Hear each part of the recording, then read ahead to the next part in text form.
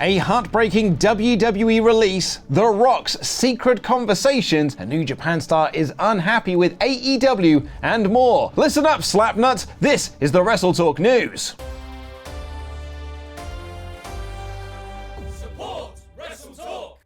We kick off proceedings today by sending out our congratulations to the new NXT champion, Trick Williams, who beat Ilya Dragunov for the title on last night's Spring Break-In. William ends the 206-day reign of Dragunov, who handed over the belt to Williams and embraced him after the match. Former NXT champion Johnny Gargano and World Heavyweight champion Damian Priest were also on the show to give support to both men before the match. Despite being in a heated rivalry with him, Carmelo Hayes broke kayfabe to put up Twitter support for Williams winning the title. Ilya Dragunov has been on the list of potential call-ups to the main roster during this year's WWE draft, which starts this Friday on SmackDown, along with Carmelo Hayes, who put over Williams twice before having his send-off on last week's NXT. There has been some fan speculation online that Dragunov could be added to the Imperium ranks now that Giovanni Vinci has been kicked out. However, Fightful Select report that Gunther and Ludwig Kaiser are tentatively scheduled to work together, so there is a chance the group doesn't continue after the turn. Roxanne Perez was also rumored to be called up, however Corey Brennan of Fightful Select noted last week that he's not heard anything concrete about those plans. She retained her NXT Women's Championship on last night's show. Also rumored to be called up is Tony D'Angelo's family, well, Tony D'Angelo and Stacks that is, who beat No Quarter Catch Crew, and elsewhere on the show, Jada Parker beat Fallon Henley, Sol Rucker beat Blair Davenport, and Lexis King beat Baron Corbin, himself also rumored to be called back up to the main roster as part of the 2024 draft. Shayna Baszler also cameoed on the show, announcing that she will be in Lola Vice's corner ahead of her match with Natalya. But sadly, we now must gear shift into more heartbreaking news. Since last Friday, WWE have come to terms with the releases of several of their contracted stars, including Jinder Mahal, Sanga, Veer Mahan, Zion Quinn, Xia Li, and Von Wagner, in a time when they're also negotiating new deals with top stars like Drew McIntyre, Seth Rollins, and Becky Lynch, with several outlets reporting that Tony Khan has interest in bringing all of those names into All Elite Wrestling. And now we have a new name to add to the list of released talent, as Cameron Grimes revealed on Twitter that he has been released from WWE. Grimes was called up to the main roster during last year's WWE draft after successful North American and $1 Million Championship reigns in NXT, but wasn't really used. He got a couple of wins over the likes of Baron Corbin and Ashanti Adonis, but hasn't won a match on TV since May of last year. His last match in WWE was a quick squash loss against Bron Breakker on SmackDown a couple of weeks ago. He had gained a reputation on the indie scene working with PWG and TNA as Trevor Lee, and was clearly well liked backstage given the outpouring of support for him. Grimes announced this release via a heartbreaking video on social media.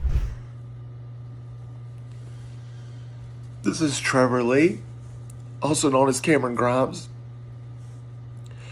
I just got off the phone with WWE, and unfortunately, I've been released from my contract. 5 years ago, the last thing that I was able to tell my father, Tracy Cadell, was that I signed with the WWE.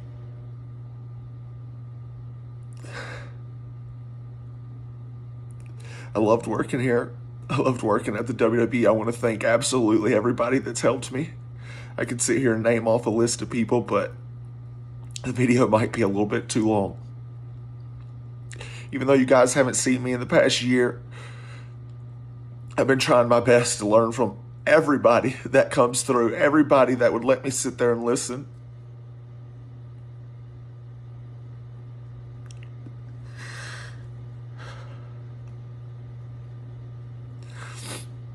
But if you're a fan of mine, I'm here to let you know that there's a damn fire lit under my ass, man.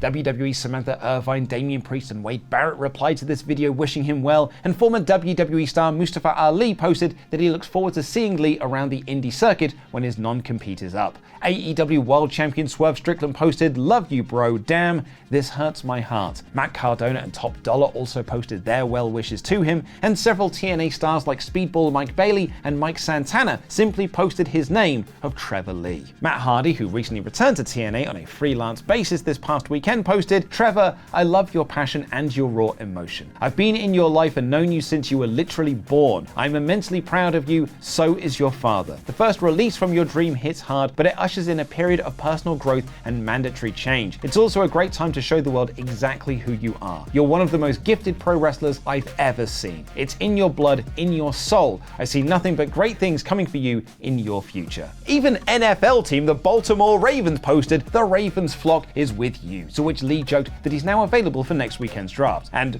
yes, before you comment down below, I am thinking of a different and, let's be honest, more important Raven flock when I hear those words. Before we get into the rest of the news, however, here's a special shout out to our Patreon backers from Turbo Jack.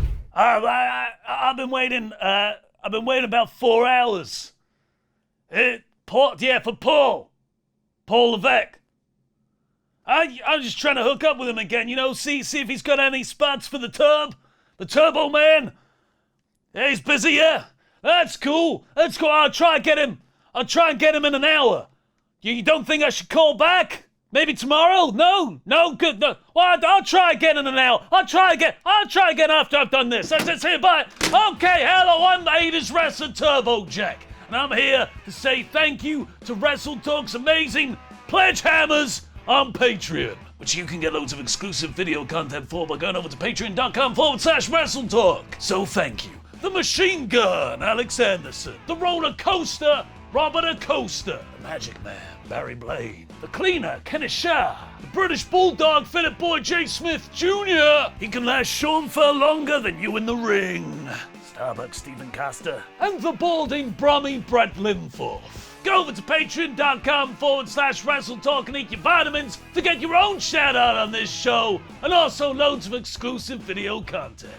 Also released alongside Trevor Lee was Von Wagner, who'd been working with Robert Stone down in NXT over the last year. In an interesting update from Fightful Select, Stone was listed as a producer for the Fallon Henley Sol Rucker match alongside longtime NXT producer and trainer Matt Bloom. Fightful Select's Corey Brennan asked if Stone would be partnered with a new NXT star now that Von Wagner has been released, and was told there are currently no creative plans for the Mr. Stone character. This does not mean the end of his run in NXT, however, as Fightful Select notes that WWE have been trialing out active wrestlers in producer roles, with Pete Dunne and Sean Spears learning to produce matches for Speed on Twitter in the case of Dunne, and NXT for Spears. Also in those releases was Jinder Mahal, with PW Insider reporting there is an internal joke within WWE that AEW will try and sign Mahal to play off his social media spat that he had with Tony Khan early this year when he was given a World Heavyweight Championship match against Seth Rollins. And perhaps by some coincidence, Chris Van Vliet posted an interview he conducted with Mahal over WrestleMania weekend, where he talked about that Rollins match and his war of words with AEW. He also talked about that segment from the Day 1 episode of Monday Night Raw, where he had a war of words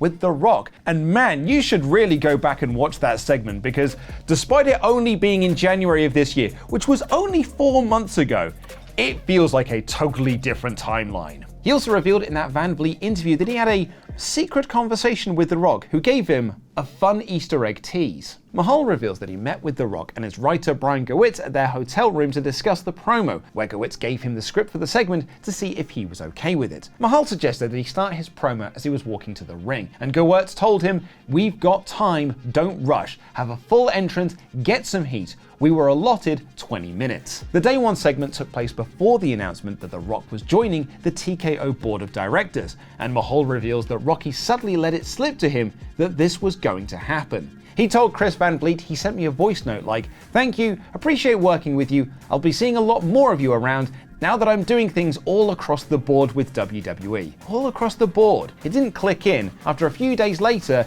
then it did. I was like, that's what he meant by doing things all across the board. More details of The Rock's deal with TKO have since been revealed by Brandon Thurston of WrestleNomics, who revealed that Rocky can hire third-party service providers in connection with developing concepts, scripts, storylines with WWE's approval. One name is already listed in his contract, but the annual report filing from February has it redacted, though it is believed to be Brian Gewitz. Not only that, but WWE will reimburse Rock's $7 entertainment for any of those hired services. His deal with TKO is worth $30 million in TKO equity, known as as the Johnson Award, which runs through till the end of 2025. It also lists his licensing deals he has with WWE over the use of the name The Rock, and prohibits his name, likeness, and catchphrases being used on political ads, alcohol, tobacco, marijuana, porn, or pop-up ads without Johnson's approval. Well, that puts to rest my pitch for my "if you smell strand of weed," and my idea for the Rock King.